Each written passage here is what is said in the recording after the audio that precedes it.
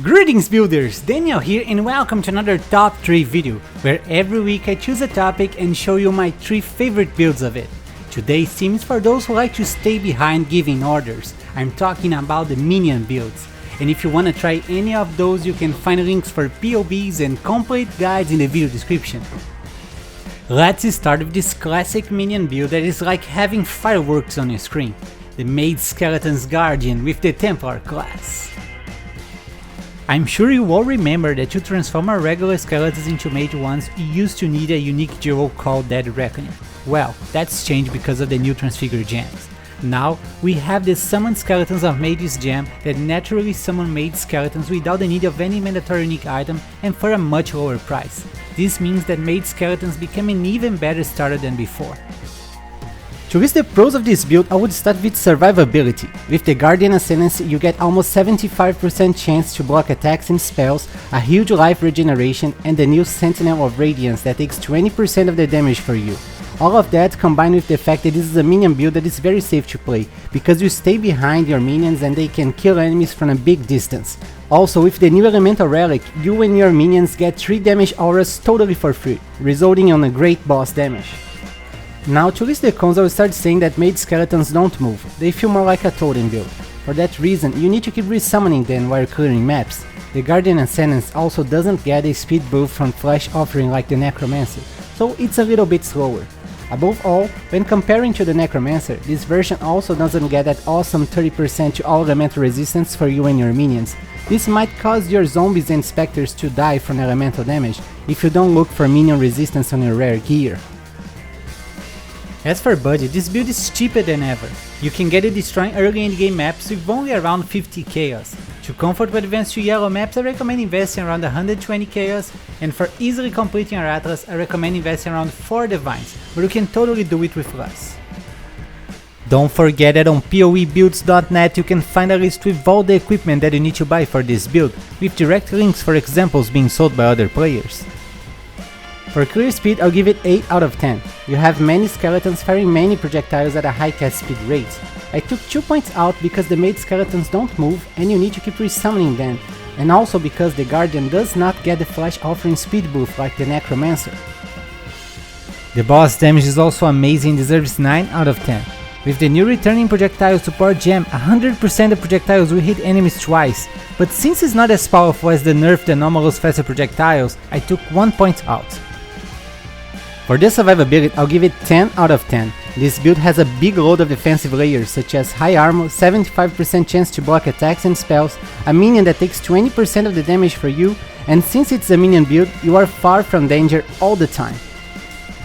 Now let's take the previous build to another level and make the Archer Skeletons Guardian with the Templar class. I'm pretty sure that at this point you all know the very popular Mage Skeletons build. Well, with the new transfigured gems, we now also have the Archer Skeletons, so I spent my weekend trying them out and I got this super fun build as a result. I hope you guys all enjoy it. To list the pros of this build, I would start with how balanced it is. Unlike the Mage Skeletons, this build has a much smoother clear speed and can do even more damage to bosses. This build also is not complicated to put together, we only need 1 mandatory unique item that is pretty cheap. Above all, as a Guardian, we still have 3 damage auras for free and a minion that takes 20% of the damage for us. Now, to list the cons, I'll start saying that even though this build is still very tanky and safe, it's not as tanky as the Mage Skeleton staff version because it has less block chance. But don't worry, if you mind your position, it will be hard for you to die.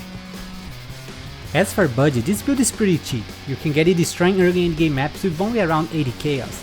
To comfort with advanced to yellow maps, I recommend investing around 150 chaos, and for easily completing your atlas, I recommend investing around 4 divines, but you can totally do it with less. You only need 1 mandatory unique item for this build, the Lionized Vision armor that already grants the peer support and allows us to have 1 more support gem for our skeletons. For clear speed, I'll give it 9 out of 10. We have many Archer Skeletons firing many arrows with high attack speed. And unlike the Mage Skeletons version that uses the spell Echo, here we can easily cast 4 skeletons at a time in different locations and increase a lot their angle of destruction. The boss damage is amazing, deserves 9 out of 10. As you can see on the gameplay, this build was capable of destroying big bosses in just a few seconds, even before the recent buffs. For this survivability, I'll give it 9 out of 10. As a minion build, you stay far from danger while they tank and kill everything for you. It's a very safe playstyle. But this build also counts with over 90,000 effective HP because of high armor block chance and a minion that takes 20% of the damage for you. I only took 1 point out because since we're not using the staff like the Mage Skeletons version, we end up with less block chance and effective HP.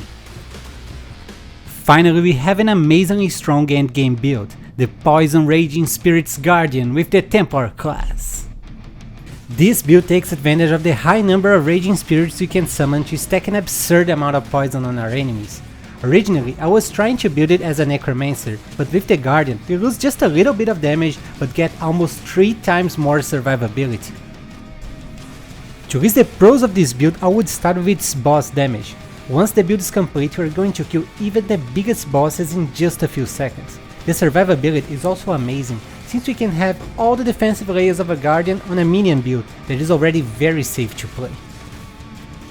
Now to list the cons, I'll start saying that this build isn't for everyone. You need a lot of currency to put it together. Another issue is that Raging Spirits have a short duration and you have to often stop to resummon them. As for budget, this build will need at least 10 Divine Orbs to put together. As I said, it's an expensive one. You need 4 mandatory unique items for this build. The first one is the United in Dream Sword that grants the Envy Aura for a big amount of chaos damage to our minions. It also grants them 60% chance to poison on hit. We also need the Darkness in Front Belt that has 2 Abyss Dual sockets for us to achieve a 100% chance to poison on our minions. Next, we need the Covenant Armor that grants our Raging Spirits a level 29 aided chaos damage support. This means a lot more chaos damage. Finally, we also need the Ancient Skull that grants a huge damage and attack speed boost to our minions. For clear speed, I'll give this one 9 out of 10. Even though we have many fast minions that destroy everything in seconds, they have a short duration and need to be resummoned all the time. That's why I took 1 point out. The boss damage totally deserves 10 out of 10. You easily end up with over 30 million DPS that is more than enough to decimate every boss in the game. For the survivability, this one is surely a 10 out of 10. As a minion build, you already stay far from danger, but with this one, you also count with many defensive layers from the Guardian Ascendance that grants this build the amazing amount of 250,000 effective HP. And that's it for today, guys. What did you think about those minion builds? Please take a second to tell me your thoughts in the comments and leave a thumbs up to support the channel. I wish you guys an amazing day and don't forget to keep building!